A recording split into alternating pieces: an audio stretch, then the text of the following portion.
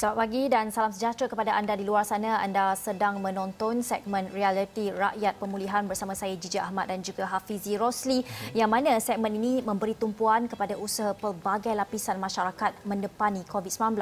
Kita tahu fasa pemulihan akibat COVID-19 merupakan peringkat terpenting dalam usaha memastikan negara dapat bangkit lebih hebat daripada sebelumnya. Ia menuntut kita menyesuaikan diri dengan kelaziman baru dalam apa jua keadaan sekalipun. Dan fasa ini juga membuka peluang kepada pelbagai sektor untuk memulakan semula operasi mereka, dan ini termasuk melakukan inovasi sebagai sebahagian daripada penyelesaian masalah akibat COVID-19 ini. Dan oleh itu, Realiti Rakyat Pemulihan di Awani Pagi bermula sekarang.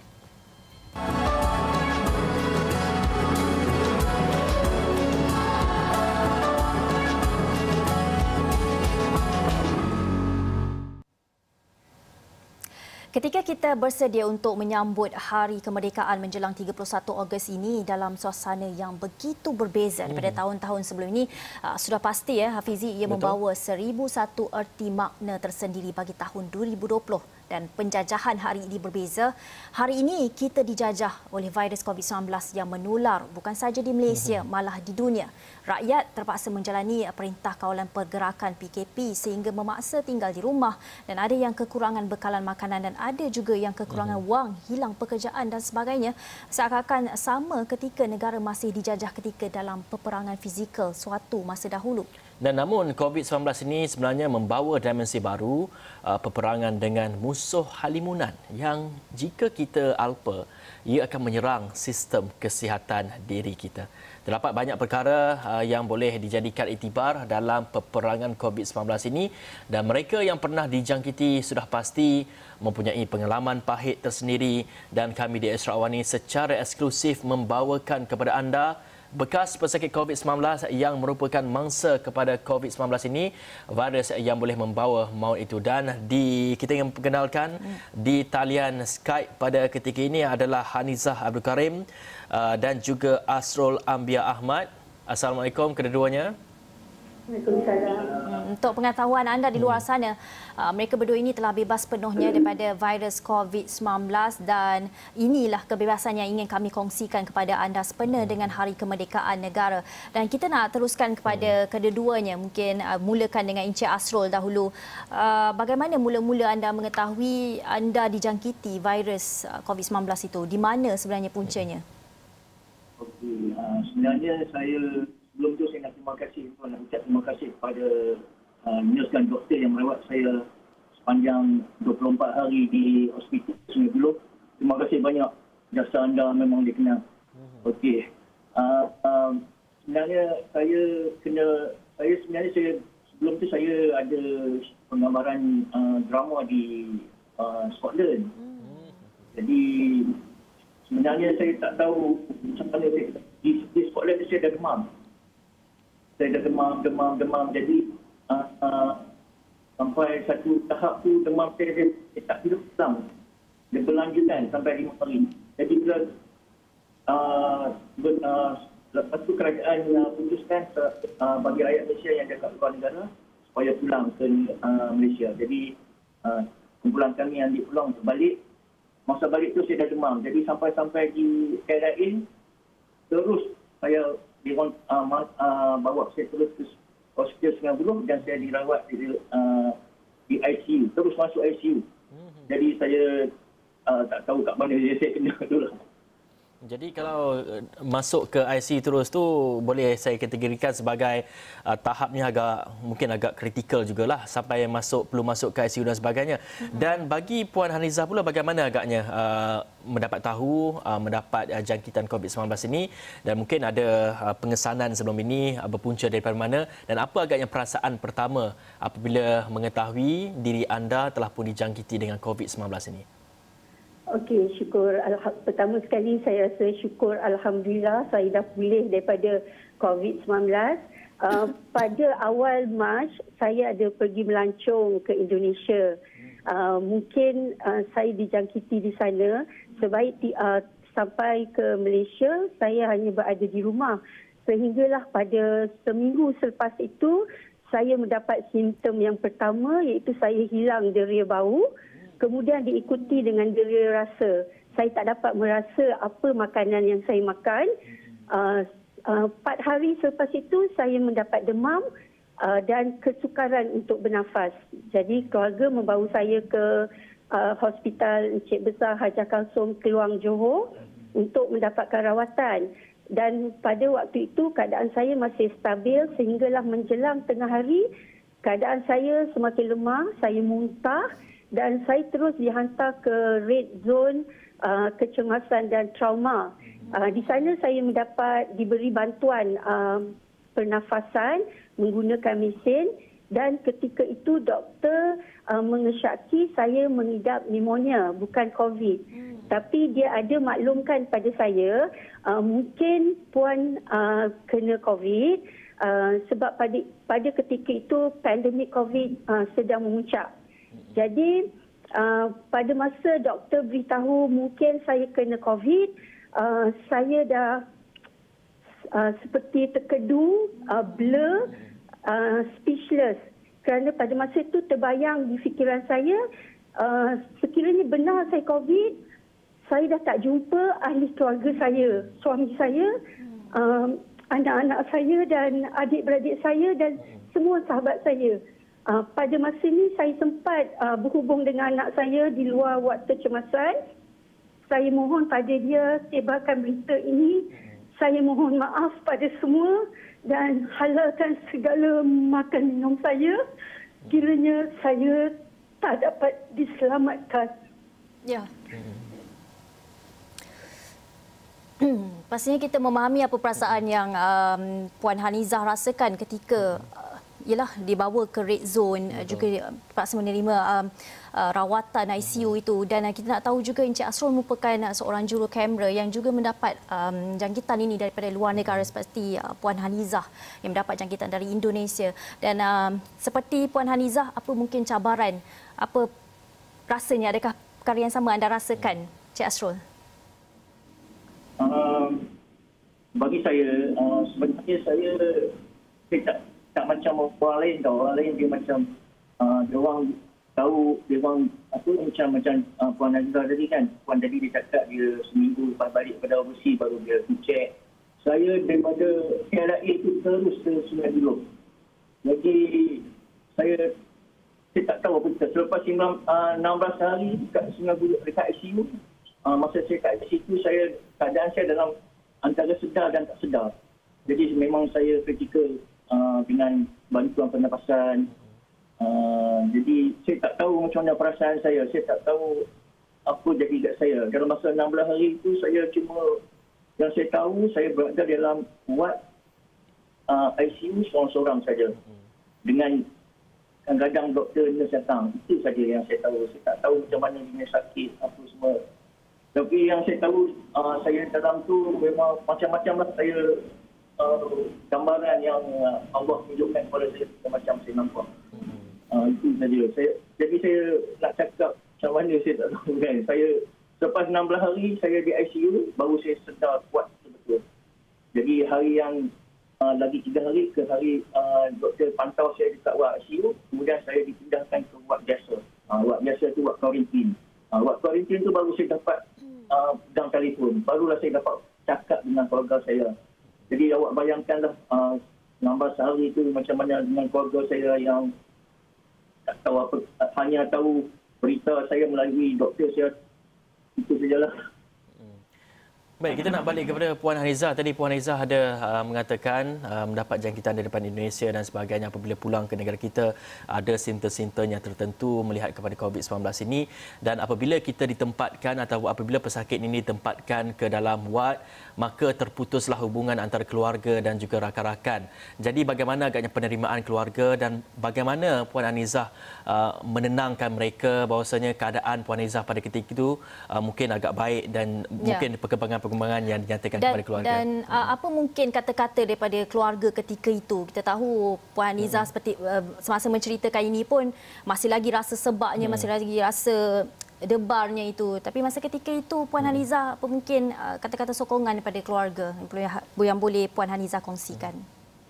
Okey, saya berada di ICU selama 10 hari. 6 hari yang pertama tu saya koma, saya tak sedar. Jadi saya tak tahu apa yang berlaku. Hinggalah pada hari ke-7 saya sedar. Dalam keadaan separah sedar, jururawat dan doktor memberitahu bahawa suami dan anak saya juga dijangkiti COVID dan berada di ward di hospital yang sama. Dan pada masa itu saya rasa sangat sedih dan betul-betul rasa down kerana saya tak tahu apa yang berlaku dalam bilik kecil, bilik sempit dalam ICU. Sebab saya diisolasikan daripada pesakit lain, saya seorang saja di bilik tersebut. Dan kemudian apabila saya telah keadaan saya stabil, saya dipindahkan di ward biasa. Ketika di ward biasa, saya dikuarantin tetapi keadaan saya sangat lemah. Saya hilang upaya untuk bertutur. Selepas keluar daripada ICU, suara saya amat perlahan dan saya sukar untuk bertutur, untuk berjalan kerana saya masih lagi memakai alat pernafasan. Anak saya banyak membantu saya ketika di ward biasa dan apabila keluarga dapat tahu saya dah dipindahkan ke ward biasa, bertalu-talu video call daripada kaum keluarga, adik-beradik, mengucapkan rasa syukur kerana saya telah sedar dan mereka memberi kata-kata semangat. Begitu juga dengan frontliners sewaktu di ICU dan juga sewaktu di ward. Dan saya rasa amat berterima kasih kepada petugas tim ICU Hospital Besar Keluang dan juga Ward 6A, petugas Ward 6A yang banyak memberi kata-kata semangat untuk saya terus kuat melawan COVID. Baik, itulah antara perjuangan-perjuangan Barisan Harapan Frontliner bersama membantu pesakit-pesakit ini mungkin untuk memulihkan dan sebagainya, dan besar perjuangan mereka. Mereka ini kita kira sebagai hero bagi negara kita, ditambah dengan hari kemerdekaan ini kita patut sanjung mereka. Dan banyak lagi kita ingin melihat kepada mungkin perkongsian-perkongsian daripada Puan Hanizah dan juga Asrul Ambia Ahmad, melihat kepada apakah cabaran-cabaran di dalam ketika berada di ward dan sebagainya, dan bagaimana agaknya memulihkan mungkin dari segi psikologi dan sebagainya apabila telah pun menerima perkabaran diri anda dijangkiti COVID-19. Selepas ini kita akan mengulas perkara itu. Kita akan berehat dulu seketika, kita kembali selepas ini.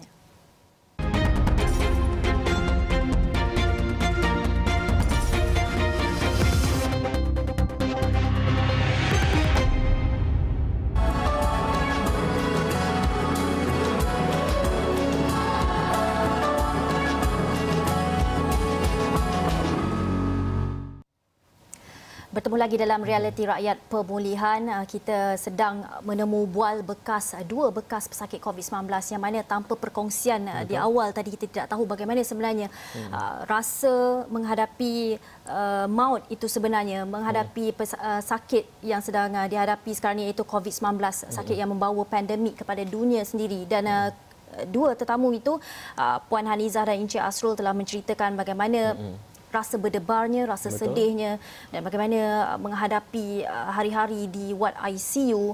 Dan kita juga tersentuh, tergerak hati kita dengan penceritaan dan perkongsian yang diberikan oleh kedua-duanya. Dan kita nak tahu juga bagaimana Puan Hanizah dan juga Encik Asrul mengawal emosi, lebih-lebih lagi dari segi mental itu, menghadapi orang kata penyakit yang diambang maut ini. Kan kita tak tahu nasibnya itu, dan masing-masing pun berada di ICU. Dan sukar sekali, saya pasti sangat sukar sekali bagi kedua-duanya. Dan bagaimana anda mengawal emosi dan menunjukkan dari segi psikologi apabila kita tahu setiap hari ada saja berita mengenai kematian daripada COVID-19 ini, tidak mengira dalam negara kita dan juga dalam negara.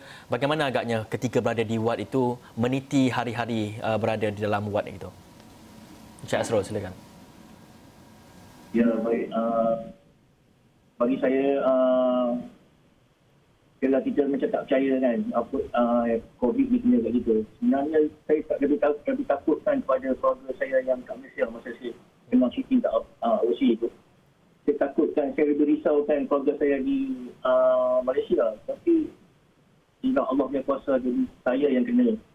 Dan balik datang terus daripada airport terus ke ICU, jadi tak sempat jumpa keluarga bila sedar hari yang ke-16 tu, bila sedar kuat tu, baru fikir keluarga, baru terfikir alamak anak aku macam mana, rumah aku macam mana, family aku kat kampung macam mana, baru terfikir masa tu. Jadi perasaan tu memang sedih sangatlah.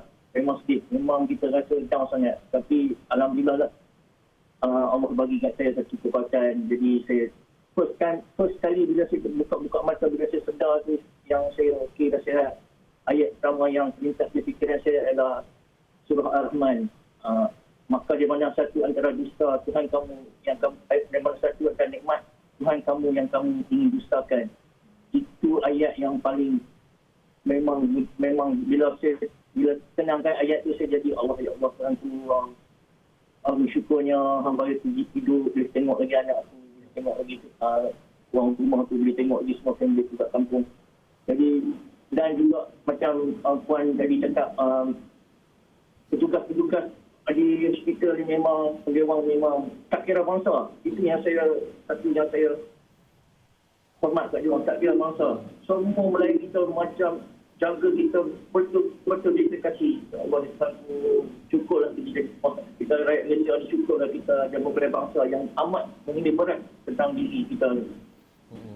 Dan bagi Puan Hanizah pula, apabila kita tahu Puan Hanizah berada di ICU untuk beberapa hari dan berada di hospital secara keseluruhan lebih daripada 20 hari, saya difahamkan bagaimana agaknya handle ataupun memastikan dari segi kesihatan mental, psikologi itu dapat terus dijaga, ditambah pula dengan adanya perkabaran ada ahli keluarga Puan Hanizah sendiri juga berada dalam ward yang sama, mereka juga terkesan ya, ataupun mereka juga dijangkiti. Ya betul, dijangkiti dengan COVID-19 ini. Sewaktu saya berada di ward dalam keadaan tak sedar, saya memang tak merasai apa-apa. Tetapi setelah sedation saya dikurangkan dan saya sedar, pertama sekali saya rasa amat bersyukur kerana seluruh telinga saya dapat mendengar bacaan ayat Al-Quran. Saya amat berterima kasih kepada seorang petugas ICU telah menghadiahkan saya radio Al-Quran dan memasangnya di dalam bilik saya. Jadi pada ketika itu dapat mendengar alunan Al-Quran, saya rasa macam saya diberi kekuatan, semangat. Sebab orang pernah berkata sakit ini adalah ujian, penghapus dosa. Jadi pada masa itu saya sangat positif dan saya kata mungkin Allah nak uji saya dengan cara ini dan mungkin Allah tak nak saya himpunkan dosa-dosa saya, diberi saya sakit supaya terhapusnya dosa-dosa saya yang lalu. Jadi saya sangat positif dan emosi saya juga agak stabil apabila saya turun ke ward biasa. Setelah keluar daripada ward ICU, saya mendapat sokongan penuh daripada anak saya yang menjaga saya di ward. Dia selalu memberi kata-kata semangat kepada saya dan untuk saya terus kekal positif kerana sekiranya saya lemah, saya tak dapat nak melawan virus corona ini. Jadi saya rasa dengan membaca Al-Quran sepanjang berada di ward, berzikir dan dia lebih kepada me time saya dengan Allah. Itulah membuatkan saya kekal untuk terus hidup. Baik Puan Hanizah, dan bila Puan Hanizah tahu bebas daripada COVID-19 itu bila sebenarnya dan apa yang perkara pertama dilakukan oleh Puan Hanizah? Saya berada di ICU selama 10 hari, kemudian 12 hari di ward biasa dan ketika swab yang keempat saya didapati negatif dan pada hari keputusan itu dikeluarkan, saya dapat balik ke rumah. Dan itu yang saya inginkan, balik ke rumah bersama dengan anak-anak, cucu dan suami saya. Ya. Encik Asrul pula bagaimana bila tahu bebas pada COVID-19? Adakah perasaan yang sama? Pulang ke rumah tu rasa lega, bersyukur? Ya, alhamdulillah bersyukur sangat. Rasa macam nak lari balik rumah lah. Itu je. Memang, yalah kita dah, masa tu saya dah syuting dekat Scotland dah sebulan. Tiba-tiba masuk ke ICU lagi sebulan. Jadi, macam perasaan tu bila dah sihat tu, memang nak jumpa anak bini, memang nak balik jumpa anak bini. Memang macam nak berlari pun cakap, memang tak sabar sangat. Baik, Puan Anizah, kita tahu kita bakal menyambut Hari Kebangsaan tidak lama lagi, 2 hari saja lagi. Kalau dahulu kita melawan dengan penjajah-penjajah yang menjajah negara kita, tapi kali ini kita melawan COVID-19, satu penjajahan yang halimunan kita tidak nampak. Jadi bagaimana dengan ada pengalaman melalui sendiri pengalaman duduk di ward, di ICU dan sebagainya, nasihat yang ingin dikabarkan kepada orang ramai di luar sana untuk menjaga diri sendiri agar kita boleh mengelak daripada penularan COVID-19 ini, Puan Anizah? Pertama sekali saya ingatkan bersama rakyat Malaysia, patuhi SOP, jaga kebersihan. Segala-galanya bermula di tangan. Membasuh tangan dan menjaga kesihatan diri, memakai mask walau di mana berada kerana kita masih belum mendapat penawar atau vaksin untuk COVID, dan berharap sangat agar COVID ini dapat hilang di Malaysia dan juga di dunia supaya kita dapat kembali hidup seperti dahulu, dan juga melalui COVID ini juga sebenarnya kita dapat menyebarkan kasih sayang kerana sewaktu COVID terlalu ramai yang baik hati menderma dan memberi semangat kepada pesakit-pesakit COVID. So kita dapat mengamalkan kehidupan yang ceria dan dapat menjalinkan ukhuwah sesama rakyat, dan itulah sebenarnya erti kebebasan, dapat menjana ekonomi dan kita merdeka COVID. Kita harapkan semangat itu, jalinan ukhuwah itu akan dapat diteruskan ketika kita meniti hari di dalam memerangi pandemik COVID-19 dalam negara kita ini. Dan kita mengucapkan terima kasih kepada kedua-dua, Puan Hanizah dan Encik Asrul, iaitu bekas pesakit COVID-19 dalam berkongsi dengan kita mengenai apa rasanya dijangkiti COVID-19 dan apa rasanya menghadapi maut. Kita tahu COVID-19 ini juga telah boleh membawa maut. Betul, membawa maut dan mencatatkan angka kematian yang sangat tinggi di seluruh dunia. Dan kita melihat kepada Hari Kebangsaan kita melihat kepada nikmat keamanan yang kita ada pada kita ini, juga kita ingin menumpukan kepada nikmat kesihatan yang kita ada. Jagalah kesihatan kita untuk tidak kita mendapat penyakit ini dengan mematuhi segala SOP yang telah pun ditetapkan oleh kerajaan. Dan untuk itu, terima kasih kepada keduanya atas perkongsian pengalaman yang harus diambil iktibar oleh semua orang untuk meningkatkan lagi tahap kesihatan kita. Dan untuk itu saya Hafiz Rosli dan saya Jijak Ahmad. Terima kasih kerana menonton. Bye.